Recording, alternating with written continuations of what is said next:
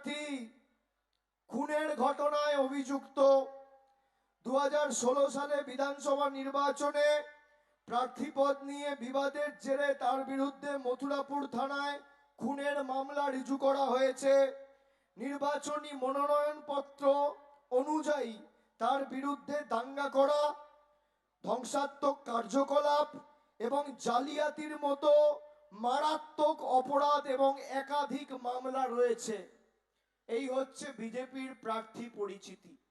আপনি দেখবেন কোন ভদ্রলোক, ভালো লোক, শিক্ষিত লোক, সভ্য লোক, মার্জিত লোক বিজেপি করে না।